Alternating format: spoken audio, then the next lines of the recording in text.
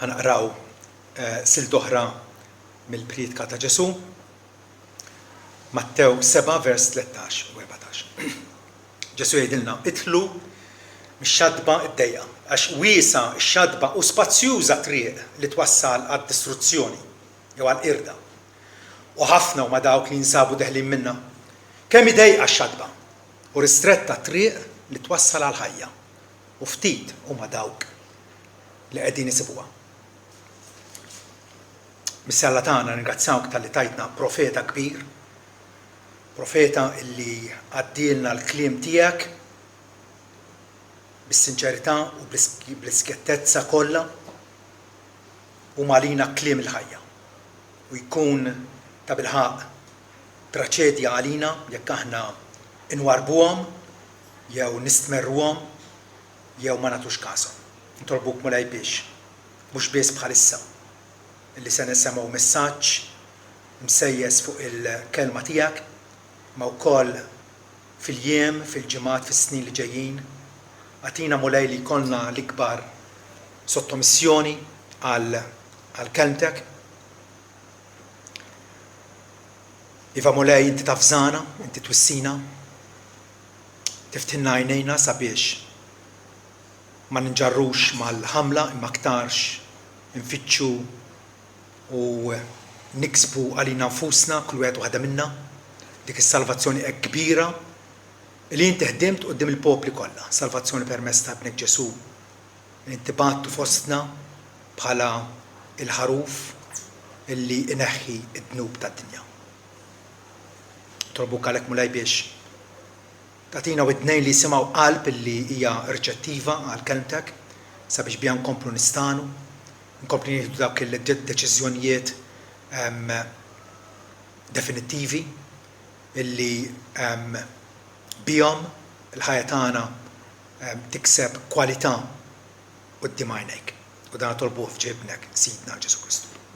Amen. Ir-reliġjonijiet kollha iwasslu għand Alla. L-idea popolari tal-lum hija li bażikament iva.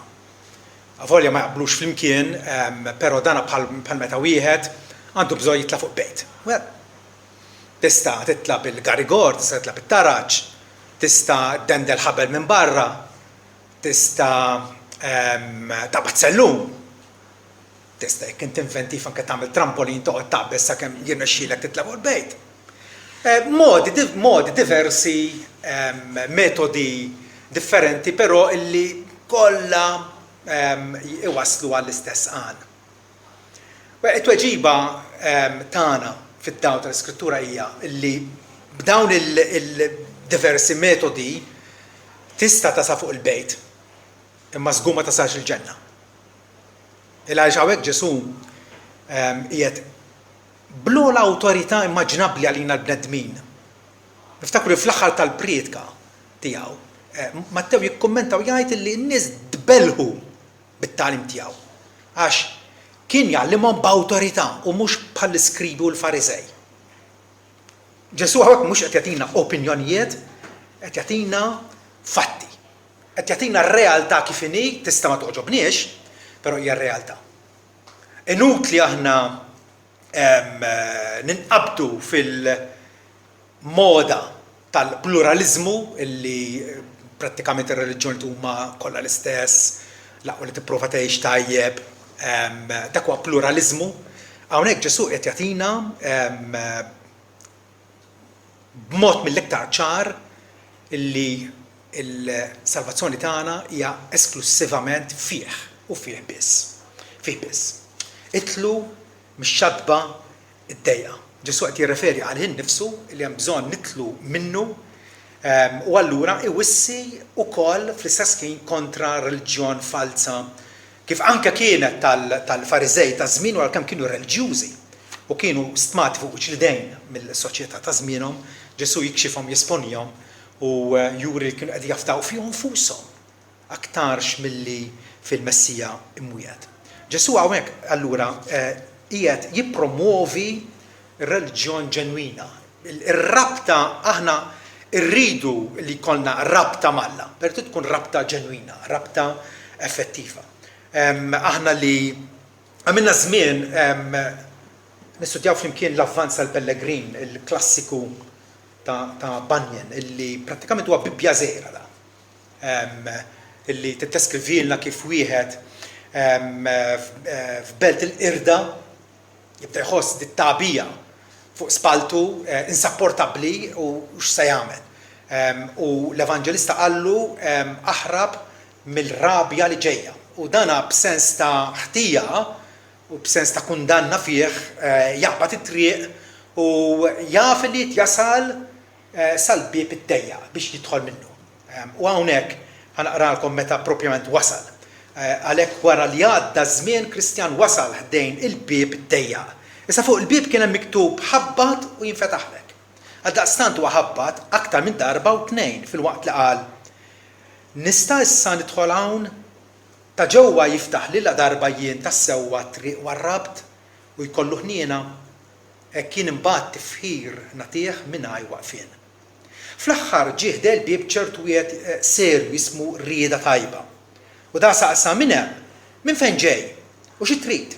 Kristjan qallu ara hawn wieħed midneb imtaqqal u miskin jien ġej minn belt il-qirda iżda sejl il-muntanja Sion biex ninħeles mill-korra l-ġejja. U għalhekk Sinjur, billi qaluli li t-triq li twassal sem qiegħda li lil minn dan il-bieb nixtieq nkun naf jekk intix lest li tħallini nidħol. Rieda Tajba wieġbu iva rrid b'qalbi kollha u minnu fih fetaħ il-bieb issa hekk kif il-Kristjan għamel pass il ġewwa li ieħor ġibdu. Naraw kif Alla bir-rieda tajba tiegħu u skont il-kumpassjoni tiegħu dawk kollha li jirrikorru lejh minn dan il-bieb Alla jilqahom. Ġesu qal kull min jiġi għandi jien ma nkeċċiex il-barra. Tista' tkun lar viljak, lar bniedem ħallil u immorali Ġesu jilqa lill-midinbin għax għalhekk ġie fid-dinja. Ma ġejx biex nsejjaħ in-nies twajba jew nies ġusti imma l-midinbin għall-iddiema. Allura naraw kif meta wieħed jersaq il-bieb id-dejja propjament kif inkantaw waħda mill-għanjiet tagħna f'dawn l-idejn xejn mhu se nġib lifna naqbad mas-salib. Is-salib huwa il-bieb Kristu bis-salib tiegħu huwa l-bieb illi ta' bilħaq naslu għand Alla. Intom il-koll dixxipli ta' Ġesu tiġu hawn regolarment u tisimgħu u titgħallmu, però mhux bil-fors tgħidux għalikom mhux bil-fors kollha kemm intom 100% intom salvati. Din hija realtà li il-massa tan-nies li jinġabru f'kongregazzjonijiet, però bħalma Ġesu anke kellu kumpanija ċkejkna ta' 12 wieħed minnhom qatt ma kien salvatu x'vera. U allura Ġesu hawnhekk qiegħed ikellem lid-dixxipli, però jiftilna għajnejna li xi wħud minn dawn id-dixxipli jistgħu jkunu biss dixxipli nominali, dixxipli tal-isem, dixxipli li fir-realtà qatt ma jkunu għaddew mill-bieb id-dejja. Kunu ħadu informazzjoni għandhom ħafna tarif, però qatt ma għaddew mill-bieb id-dejja. Dawn in-nies eventwalment jew jitilqu jew anke iduru kontra Kristu. Xi ħaġa li fil-Vanġeli hija ċara. Hawnhekk mela Ġesu qiegħed jagħmilha kemm hija importanti li aħna nkunu konvertiti, li aħna nkunu imdawrin lejn Alla. Fir-realtà imdawrin lejn Alla mill-qalb tagħna u allura Alla daħħalna f'patt miegħu, f'rabta miegħu, rabta li ma tinħallx, bħalma Pawlu fil-Efesin ifakkarna u jgħidilna illi intom ftakru illi fl-modi kontu ġentili fil-ġisem. Però f'dak iż-żmien kontu mingħajr Kristu billi kontu barra mill-poplu ta' Iżrael, barranin għal pattijiet tal-weda, mingħajr tama u mingħajr Alla f'din id-dinja. Mela x'ġara allura? Jgħidilna li issa fi Kristu Ġesu intom li darba kontu l-bogħod ħafna sirtu qrib bid-dem ta' Kristu. Din hija l-konverżjoni fejn darba konna l-bogħod Alla ressaqna lejh. Din hija l-esperjenza tagħna mistoqsija kruċjali, mistoqsija importantissima għal kull wieħed waħda minnha. Għamilni għad il-għażla konxjament morna għand Kristu bħalma il-mara bit-tnixxija tad-dem feċċet il-Kristu għax emnet li kapaċi ifejja, vera? U ħafna nies oħra l-lebrus ukoll. Għallu mulej, jekk trid tista' tnaddafni. Illi aħna attwalment nirrikorru bil-fidi għandu. Din l-għażla, din id-deċiżjoni Alla jisħaq dwara anke mill-antik. Fil-ktib ta' Mosè, id-Deuteronomju, per eżempju kapitlu 11, vers 26, ara jgħidilhom illum jien inqiegħed qudiemkom barka u saħta. Hemm din l-għażla. Inqiegħed qudiemkom qed nippreżentalkom barka u saħta. Barka jekk tisimgħu mill-kmandamenti tal-mulej tagħkom li qiegħed nagħtikom illum, saħta jekk ma tisimgħux mill-kmandamenti tal-mulej. Issa x'inhu l-kmandament il-kbir tal-Alla? Meta illum darba saqsew il-Ġesu x'għandna nagħmlu biex naħdmu l-opri tal-Alla, Ġesu weġibhom din hija l-opra tal-Alla li intom temnu f'dak illi batu. Li intom temnu f'dak illi batu. Ma nibqgħux nafdaw fina nfusna fit-tapasi tieba tagħna, il-Kristjan illi beda minn belt il-qirda malajr għadda mill-għadira imtajna taqtih il-qalb. U hemmhekk inqabad fija u kien ħajer bit-tabija fija id-dispra sakemm ġie għajnuna u refaw u għallu ma kontx taf li hemm it-taraġ, tista' titla' mit-taraġ. Aħna nafu dak it-taraġ huwa il-wedi tal-Alla. Il-wedi tal-Alla li ħajruna, li motivawna biex aħna nersqu lejh. Għaliex huma wedi li jsibu l-iva u l-amment tagħhom fi Kristu Ġesu. Allura Spurgeon, il-predikatur Ingliż, jgħid int u dnubietek jeħtieġ ikunu separati inkella int u Alla tiegħek qatt mhux se tiġu flimkien. Essenzjalment dan huwa li tfisser tidħol mill-bieb id-dejjaq. Jiġifieri ħadd irrikorri għand Ġesu għax taf li hu waħdu refa' dnubietna f'ġismu fuq l-għowda biex aħna mejtin għad-dnub ngħixu għal ġustizzja. Bil-ġrieħ tiegħu intom kontu imfejja. Kull individwu, kull persuna konfrontata bil-Vanġelu huwa msejjaħ biex jażel. Kull fejn jasal il-Vanġelu, il-bniedem irid jagħmel għażla. Jekk ma jagħmilx għażla, ifisser li ċaħad il-Vanġelu u jipprefer jibqa' miexi fit-triq il-wiesa li twassal għar-rovina. Ġoswe fix-Xoħitu meta kellem lill-poplu jgħidilhom propjament hekk. Jgħidilhom jekk jidrilkom li huwa ħażin taqdu lill-mulej, għażlu intom illum lil min tridu taqdu. L-allat li qdew mis-sirjietkom in-naħa l-oħra tax-xmara jew l-allat tal-amurin li intom qegħdin fartom, iżda ngħid għalija u għal dari aħna se naqdu lill-mulej. Bniedem deċiż, bniedem li għamilha deċiżjoni u li għex fid-dawl ta' dik id-deċiżjoni. Bħal Ġoswe rridu nkunu nies li ma ninġarrux mal-massa imma nobdu is-sejħa tal-Alla. Is-sejħa tal-Alla tasal għandna bil-qawwa l-Ispiritu Santu li kapaċi inissel fina konvinzjoni li aħna ma nistgħux insalvaw li nafusna għar nikkontribwixxu għas-salvazzjoni tagħna. Ma rridu ngħaddu mill-bieb. Ġesu qal jien huwa l-bieb. Jekk xi ħadd jidħol minni isalva. Jidħol, joħroġ u jsib il-mera. Il-ħalliel ma jiġix lif biex jisraq u joqtol u jaqret. Imma jien ġejt biex intom ikolkom il-ħajja u ħajja bil-kotra. Ħajja bl-abbundanza. Ġesu huwa l-bieb illi bih meta wieħed jgħaddi minnu u ċoja meta wieħed jafda fih jikkommetti ruħu fidejh għaż-żmien u l-eternità wieħed isib il-ħajja. Allura, dan id-diskors, meta Ġesu jgħid itlu mix-xadba d-dejqa wiesa xadba u spazzjuża triq li twassal għad-distruzzjoni. U ħafna huma dawk li jinsabu leħlim minnha. Huwa kliem sobriju, huwa kliem ta' verità.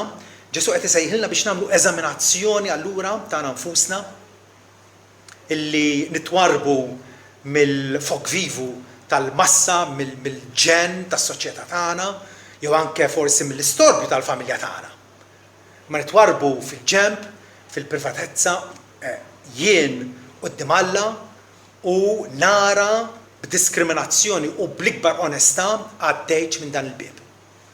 Għaddejt minn dan il-bieb. Għaliex Ġesu qed jagħmlilna ċara illi mhux kull ma jleq u deb. Kemm proverbju Malti sabiħ u tajjeb huwa proprjetà, mhux kull ma jleq u deb. Mhux kull ma huwa attraenti. Mhux kull ma huwa preżentabbli u popolari u miġjub fuq ix-xlidejn huwa bil-fors korrett u validu. Dixxipli ta' vera issibhom diligenti, issibhom dejjem biżla biex jagħmlu s-sejħa u l-għażla tagħhom ċerti għalihom infushom. Aħna nemmnu li Alla huwa dak illi għażel infatti mill-eternità, però jridna illi dik l-għażla tiegħu nkunu ikkonfermati fiha. Jiġifieri mhux sempliċement li ngħidu li nemmnu, imma kif jgħid Pietru inżidu mal-fidi tagħna il-virtù u mal-virtù it-tarif. Mat-tarif ir-rażna, mar-rażna s-sabar u t-tjieba, u l-ħbubija tal-aħwa u l-imħabba.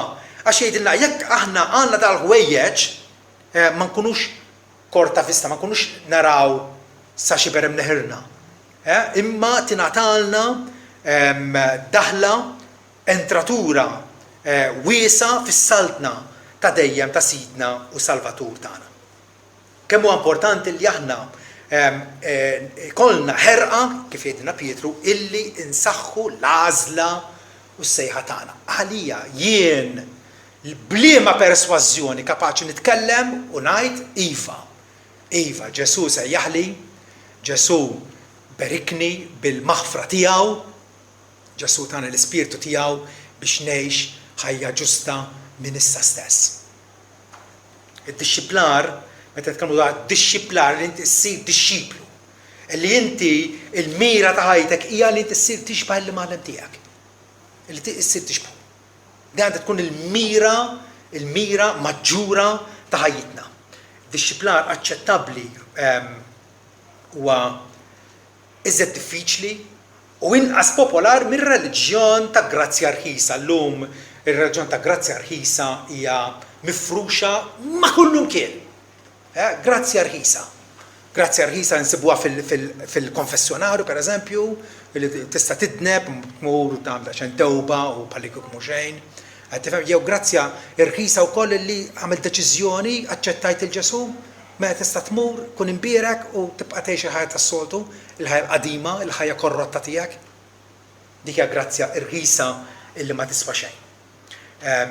Ġesu infatti ftit qabel fil-istess Pried jgħidilna jekk lejxin ġust tagħkom ma jkunx aħjar, ma jisbaqx lajxin ġust tal-iskribu tal-Farizej b'ebda mod ma titlu fis-salta smawiet. Ġesu iridna li distintivament nkunu narfu bħala tiegħu, mhux għax nilbsu xi badge jew mill-kwalità tal-bies tagħna, imma bil-imġiba sobrija, bl-imġiba qaddisa tagħna, bil-maħfra, bil-dispożizzjoni tagħna li naħfru l-ħadd ieħor u dak kollu.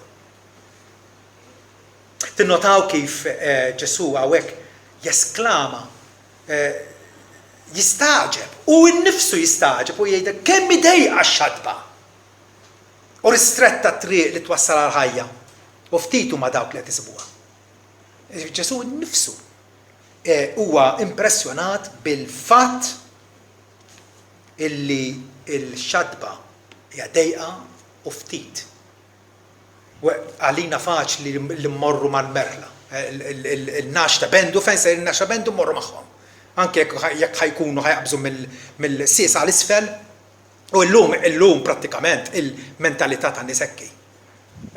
Fatti jekk il-nies huma qishom merħlanaġġ ħajqabżu minn fuq is-sies għal-isfel. Jekk jaraw xi ħadd ieħor qed jiġri l-oppost tagħhom, jgħiruh miġnun. Però Ġesu jridna nkunu ħanajt ukoll imġienen, ħanajt ukoll boloħ. U Pawlu qal l-Korintin b'sarkażmu qalilhom intom orri fi Kristu, maħna boloħ. Liblaħ li tkun fajnet dinja maqdud bħala iblaħ, imbeċilli, stupidu, moħħok magħluq, intolleranti, kemm dejqa x-xalba, Attwalment, meta wieħed jidħol minna, jara minn dik ix-xalba x'tippreżentalu quddiemek trabil u dwar dan aħna diġà fżati. Ġesu ma jagħtina xi xenarju ideali li issa kollox ħajkun fuq ir-rubini, kollox ħajġina eċċellenti. Le, Ġesu jgħid illi min irid jiġi warajja, irid l jiġħad lilu nnifsu, jerfa' salibu, imbagħad jiġi warajja. Għax jiswilu bniedem jirbaħ id-dinja kollha biex imbagħad jitlef ruħu. U l-istess ħaġa ikompli jiftilna għajnejna għar-realtà billi fi-Ġwanni 15 vers 18 jgħidilna jekk id-dinja tobodkom għaliex għax ma mmorrux mal-kurrent tagħha. Jekk id-dinja tobodkom tafu li lili baditni qabel badet lilkom.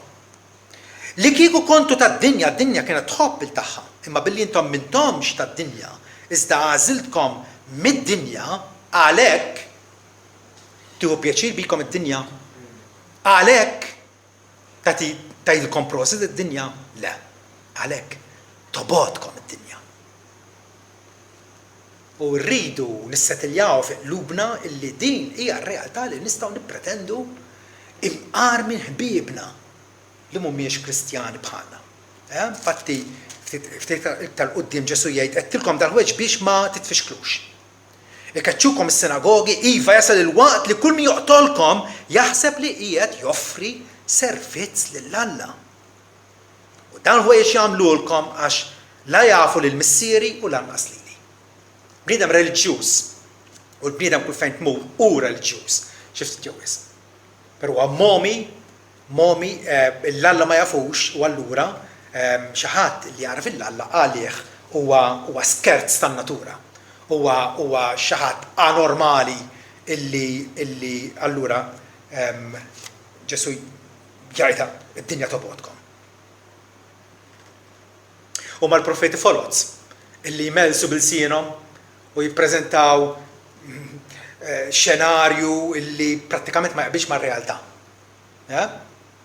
Iva, is-salvazzjoni hija għotja b'xejn, hija għotja bi-grazzja tal-Alla, bil-favur tal-Alla, ma rridu nikkontribwixxu xejn għaliha, però Pawlu jgħidilna aħdmu dik is-salvazzjoni tagħkom bil-biża' u t-trejt.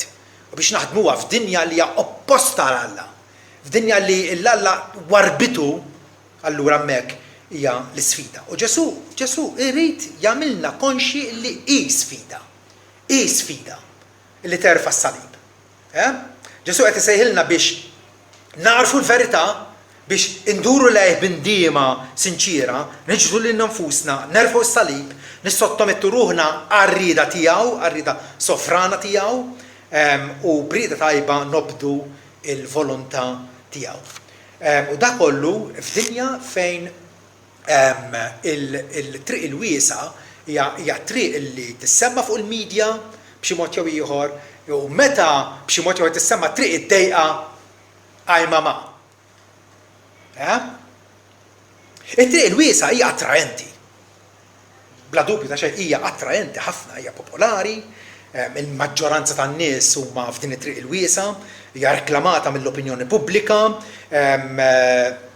il-kumpanija kbira lilna toġobna, vera, ħja nkunu f'kumpanija kbira ta' nies, fejn miljuni ta' nies, aktarx milli ftit ta' nies. It-triq il-wiesa hija attraenti għax hija faċli, hija spazzjuża, miexi għala xanxe, miexi mingħajr trabil ta' xejn, sempliċement tinġar mal-kurrent, hija inklużiva, tinkludi l-kulħadd, noħodlok bidejk, avolja inti temmen il-kontra tiegħi, noħodlok bidejk, tolleranti għal xulxin, hija permissiva. Ftit regoli biss, bl-Ingliż ngħidu happy go lucky. Għaliex ħanoqogħdu nikkoppaw u mbagħad naraw, tifhem, kulu tpaxxa. Għax minn hawn ġol kaxxa, dik it-tip ta' mentalità. Laissez-faire, għalli kollox għaddej, tifhem, mhux dil-ħajja għandna. Ebda taħbil il-moħħ, ebda taqtih il-qalb. Però fija l-iżvantaġġi tagħha. L-iżvantaġġi tagħha huma prattikament tnejn. il-pjaċiri u s-sodisfazzjoni tagħha huma temporali.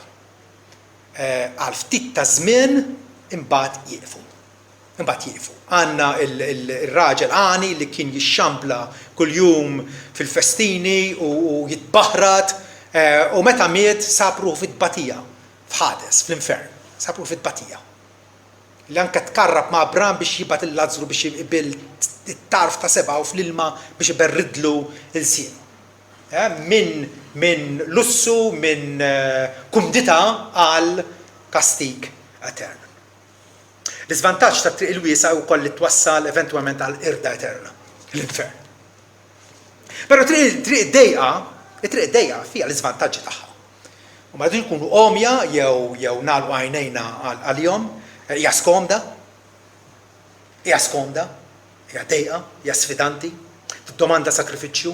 Niftakru x'qal Bonhoeffer darba meta Ġesu jsejjaħlek biex tmut għalik innifsek. L-idea popolari hi illi Ġesu irid jagħmlek ħin, irid jagħmlek kuntent, irid ħaxxinlek il-but, irid jagħtik is-suċċess, irid iżommok b'saħħtek. Qed tifhem? Kollu jappella għas-sensi u għall-karnalità tal-bniedem. Meta Ġesu jsejjaħlek biex tmut għalik innifsek u tgħix il-ħajja tiegħu. L-iżvantaġġi ta' triq id-dejqa oħra hija li trid tkun lest li timxi mqar waħdek. Tissapporti l-ħar sikraħ fuq il-post tax-xogħol, imqar persekuzzjoni f'ħafna pajjiżi. U ċertament taqla l-kritika għaliex inti l-black sheep. Inti troublemaker. Żvantaġġ ieħor huwa li ssir awtomatikament intolleranti għal kultri oħra. Ma jkollok ebda għażla oħra jekk inti temmen f'Ġesu u Ġesu qal li jien huwa l-bieb jekk xi ħadd jidħol minni isalva. U jidħol joħroġ u jisib ebda allużjoni, ebda referenza għal xi bibien jew xtabi oħrajn. U il-bieb. Allura tiġi fil-mira ta' mibeda minn dawk li m'għandhomx l-istess world view tiegħek. Ukoll żvantaġġ ieħor li tirristranġilek l-għażliet fil-ħajja. Aħna rridu li konna ħafna għażliet u nagħmlu li rridu, però bħala Kristjan issa inti twieġeb għall-awtorità tas-sit ġdid tiegħek li tgħix mhux kif jogħġbok, mhux kif jidhirlek moħħok, imma biex toġob lil sidek. Però din it-triq id-dejqa wkoll fiha l-attrazzjoni tagħha. Hija triq illi wieħed imissu jikkonsidra il għaliex l-ewwel nett hija rikmandata minn wieħed li huwa l-verità innifsu. Ebda bniedem li der fuq wiċċ l-art ma qal jien huwa l-verità. Jien huwa l-verità. U Ġesu din it-triq id-dejqa jagħtiha t-timbru tiegħu, japprova. Jgħidilna din hija triq li miskom taslu. U attrazzjoni oħra ta' din it-triq id-dejqa hija li eventwalment wassal għal ħajja eterna. Ħajja dak ismewiet ġodda u għar ġdida li Alla għad joħloq għall-lena tal-poplu tiegħu. Ġesu minn issa sa-tmiem il-priedka tiegħu fuq il-muntanja se jgħarrafna li essenzjalment hemm mod jew mod. M'hemmx ħafna, m'hemmx dan il-pluralizmu li kollox jgħod, Ġesu le jgħid hemm żewġ modi. Mela, hemm żewġ bibien.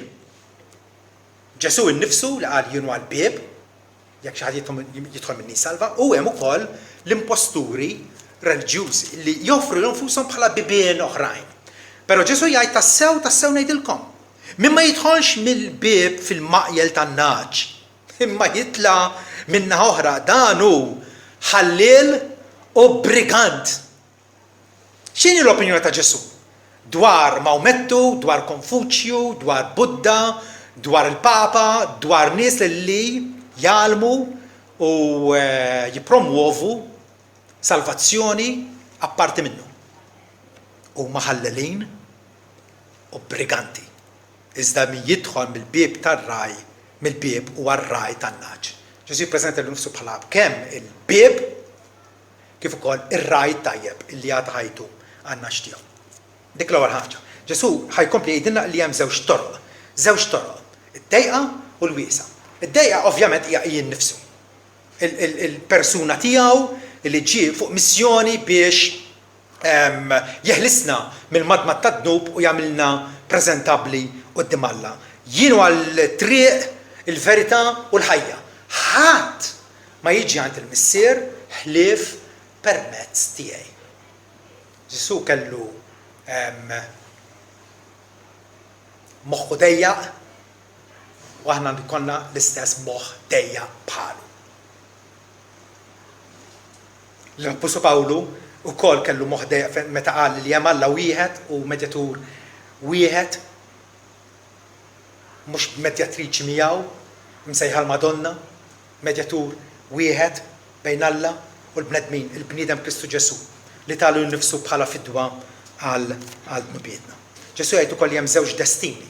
Se jsir minna lilin mill-qabar,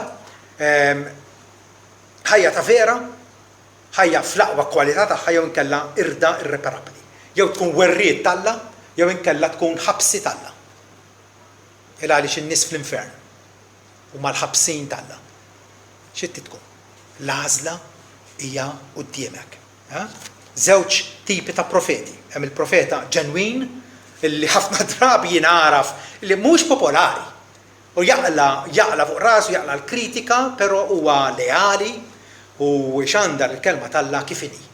Dak huwa l-profeta ġenwin, però ukoll il-profeti foloz illi anke jgħalmu f'isem Kristu u fil-ġudizzju jappellawlu l-Ġesu jgħidulu ma għallimniex fil-pjazzas tiegħek u għamilna mirakli f'ismek. U Ġesu jgħidilhom jaqgħod ma kont nafkom. Dipedi minni intom li tagħmlu l-ħażen. Hemm żewġ kwalitajiet ta' siġar ukoll jgħidilna Ġesu. Siġra li tagħmel frott tajjeb, siġra li tagħmel il-frott ħażin. Hemm żewġ ħwejjeġ ukoll x'nistgħu nagħmlu bismu. Kemm jintuża ħażin li ta' Ġesu vera? U b'ċajt u b'da. Bażikament żewġ affarijiet tista' tagħmel bismu. Jew tinvokah għas-salvazzjoni tiegħek, tinvokah bis-sinċerità għas-salvazzjoni tiegħek, jew inkella tabbuża bih. Ġesu ħajkompli jgħidilna li hemm żewġ bennejja, wieħed iblaħ u liħor għaref. Hemm żewġ pedamenti, wieħed fuq il-blata, liħor fuq ir-ramel. Tibni fuq il-blata jfisser tibni fuq il-kelma infallibbli, il-kelma sigura ta' Sidna Ġesu Kristu. Dak kollu huwa enfasizzat fil-Bibbja matula kollha. Matula kollha. Ġwanni pereżempju f'kapitlu 3 tal-Vanġelu tiegħu jgħidilna li dak li jemmen f'Ġesu mhux ikkundannat imma mimma jemminx huwa diġà kundannat. Qed jaqsam l-umanità f'żewġ kampijiet. Għax dan m'hemmx bl-isem tal-iben waħdini talla. Dak li jemmen bl-iben għandu l-ħajja eterna. Dak li ma jemminx bl-iben ma jarax il-ħajja. Iżda l-għadab talla jibqa' fuq. Anke fl-ittra tiegħu jgħid li min għandu l-iben għandu l-ħajja, min m'għandux l-iben talla m'għandux il-ħajja. Fuq li ma naħa tinsab int. Din hija l-mistoqsija tal-mistoqsijiet. Fuq li ma naħa tinsab. Mhux tammira il-diskors ta' Ġesu u t-tagħlim tiegħu u tgħid kemm huwa sabiħ u attraenti, imma li attwalment tgħixu. Mhux li jogħġbok, imma li tissottometti mill-qalb. Trid tagħżel. Elija meta kien quddiem qabda nies titubanti daqqa ma jafux għandhom jagħtu qima lil Jaħwe jew qima lill-Allad Baal u l-Ashterot u l-bqija. Għalilhom kemm se ddumu teżitaw bejn żewġ opinjonijiet. Jekk Jaħwe u Alla imxu warajh, imma jekk Baal imxu warajh. Ma nistgħux nibqgħu fit-triq tan-nofs. B'saqajna fuq naħa jew sejf oħra. Jridu nkunu deċiżivament ninarfu ta' minn aħna. U ninarfu wkoll x'għażilna. Għaliex l-għażla tagħna mbagħad tissarraf fil-deċiżjonijiet li nieħdu minn ġurnata l-oħra. Għal darba oħra Mosè jgħidilna ara illum jien qedtlek quddiemek il-ħajja u l-ġid, il-mewt u d-deni. Insejħ is-sema u l-ard biex jiġdu kontra tagħkom li jiena qed illum qudiemkom il-ħajja u l-mewt, il-barka u s-saħta. Għalhekk għażel il-ħajja. Dak huwa din hija x-xewqa t'Alla. Xewqa t'Alla għall-bnedmin in ġenerali. Għażel il-ħajja biex sew int u sew nislek tgħix biex tħobb. Għax din hija l-ħajja. Din il-ħajja vera hija li tħobb lill-morella tiegħek u biex tisma' minn leħnu u biex tingħaqad miegħu għaxu ħajtek Alla u ħajjitna u tul jiemna. Ma nistgħux nibqgħu neutrali. Ġesu qed ipoġġi qudiemna triq wiesa u triq dejqa u qed jappellalna biex nażlu u ngħaddu mit-triq id-dejqa. Qis illi ma timmissjajiex. Qis illi ma timmissjajiex. Fluqa 13 l-istess Sidna Ġesu jgħid għamlu kull sforz. Għamlu l-almu tagħkom kollu. Li dispeċini għalli nara nies illi bi prioritiet maqluba lesti biex jiddevertu, lesti biex jisifru, lesti biex jaħdmu bis-sar, minn kollox lesti biex jaħdmu, imma biex jisibu kwarta kull jum biex jaqraw l-iskrittura u biex jitolbu. Ma jagħmluhiex. Jew jonfqu ma nafx jonfqu ħafna affarijiet fuq il-ħmerijiet ma biex jixtri bibja mqazza għalli tkun tiegħu personalment biex jibda jaqra minnha. Ma jagħmilx. Għamlu kull sforz biex titlu mill-bieb id-dejjaq għax ħafna ngħidilkom qatt jippruvaw jitlu u ma jkunux kapaċi. Jalla ma nkunux aħna. Li nippruvaw nitlu aktar quddiem imma mbagħad insibu li maħniex kapaċi għax din hija ħidma tal-grazzja tal-Alla fina.